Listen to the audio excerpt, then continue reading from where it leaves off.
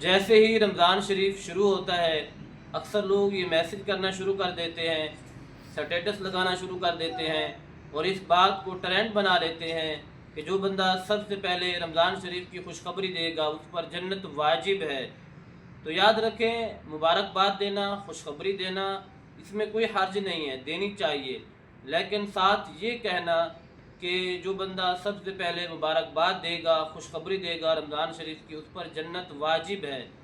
اور پھر وہ لوگ اس بات کو رسول اللہ صلی اللہ علیہ وسلم کی طرف منسوب کرتے ہیں کہ یہ بات حدیث میں ہے، حدیث سے ثابت ہے۔ تو یاد رکھیں، اس طرح کی کوئی بھی حدیث نہیں ہے اور نہ ہی آج تک کسی صحیح العقیدہ عالم دین نے اس بات کو بیان کیا ہے۔ یہ بالکل غلط ہے، یہ کہنا بھی ناجائز ہے کہ اس پر جنت واجب ہو جائے گی۔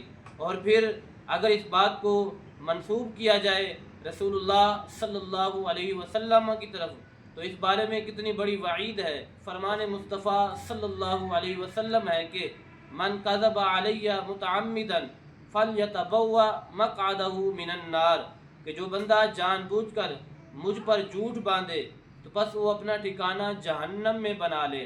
تو دیکھیں کتنی بڑی وعید ہے کہ جو بندہ اس بات کو رسول اللہ صلی اللہ علیہ وسلم کی طرف منسوب کرتا ہے تو اس طرح کی غلط باتوں سے بچا جائے، پھیلایا نہ جائے۔ جتنا ہو سکے میرے اس پیغام کو آگے شیئر کریں تاکہ جتنا دور یہ پیغام جائے گا، جتنے لوگوں تک جائے گا، وہ اس بات کو پھیلانے سے بچیں گے اور یہ آپ کے لیے بھی صدقہ جاریہ ہوگا۔